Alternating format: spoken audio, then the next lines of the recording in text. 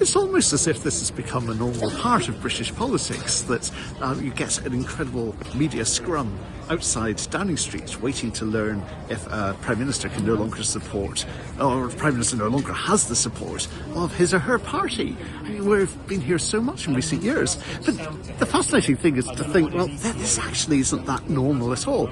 And it's especially dislocating that this is happening with the Labour Prime Minister, because you'll remember that the last years of Gordon Brown being in power, it was a perennial debate. People were constantly saying he's not going to keep us in power, he's going to lead Labour over a cliff, let the Conservatives in.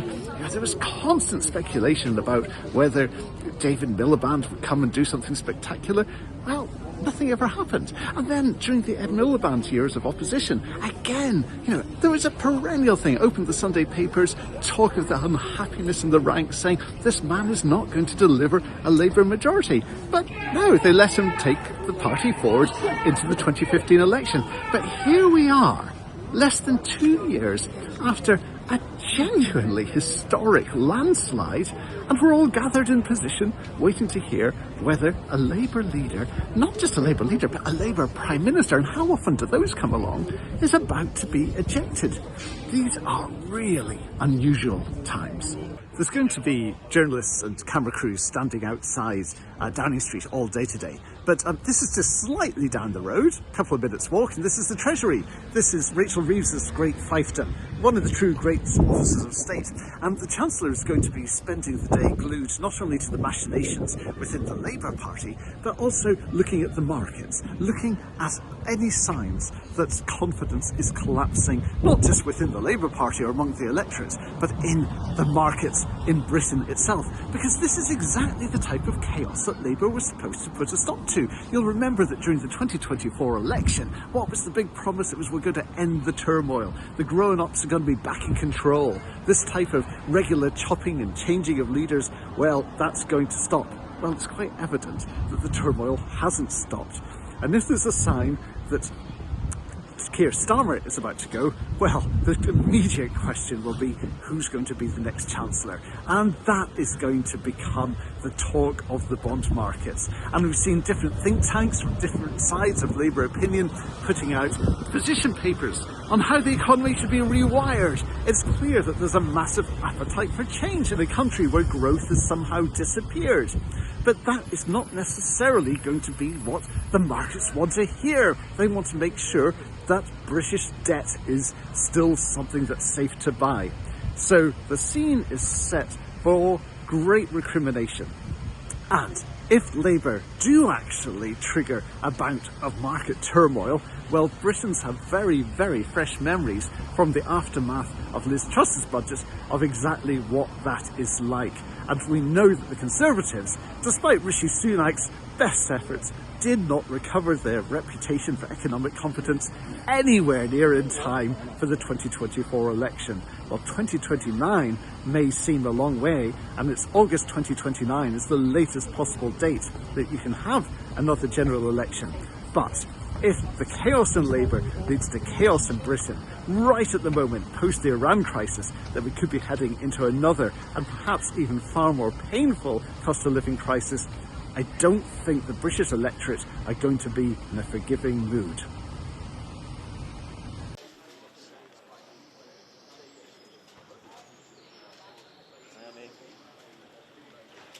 Did the Prime Minister resign, Mr. Lammy? Is it over for Keir Starmer? Will you ask him to step down, Mr. Lammy? Has the Prime Minister lost the dressing room? Should he fight on, Mr. Lammy? Can you believe it's come to this? Mr. Lammy, they're managing to... Should the Prime Minister resign, Minister? Is it over for Keir Starmer? Will you ask him to step down, Minister? Darren Jones. Is it time for the Prime Minister to go? Do you have confidence in the Prime Minister?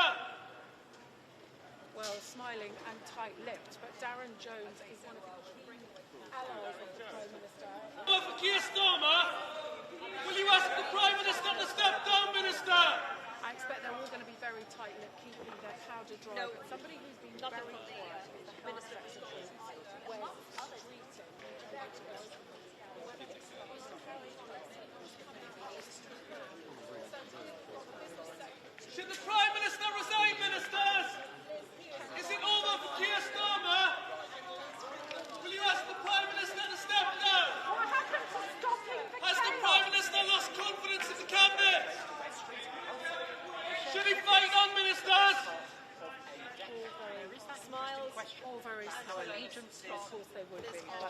the mood is very bleak.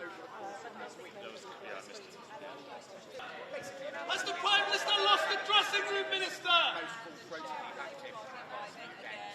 Yes, the Labour chair there, they're very good, aren't they? And either smiling or pretending that we don't exist. But all smiles before the cameras. Has the Prime Minister lost the confidence of the Cabinet?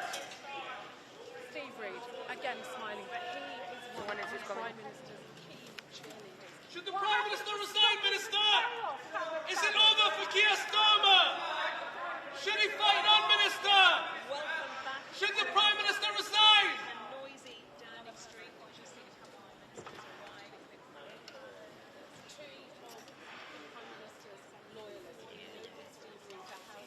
Should he fight on, Minister? Pardon me, it's actually chaos. We are waiting. We are waiting. Still. Just hold on. Should the Prime Minister resign, Minister? Is it Wales, Minister? Should he fight on? So, we have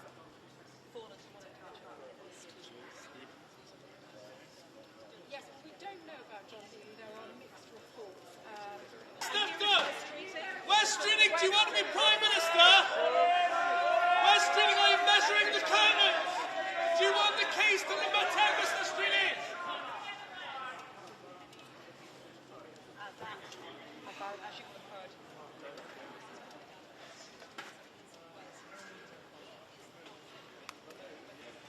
Is it over for Keir Starmer?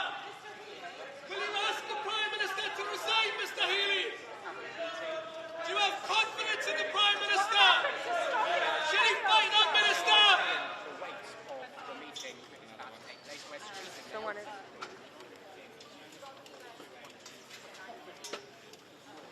Keir Starmer to step down, Mr. Miliband. And that, I think, is interesting and a little bit surprising.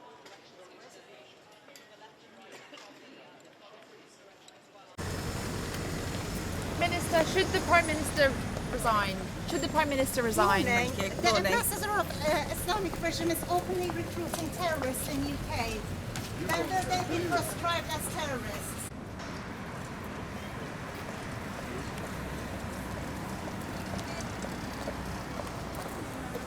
The UK terror has gone up severely because Thank you. Prime Minister resigned. This man, his name was Erfan, he was a young talent.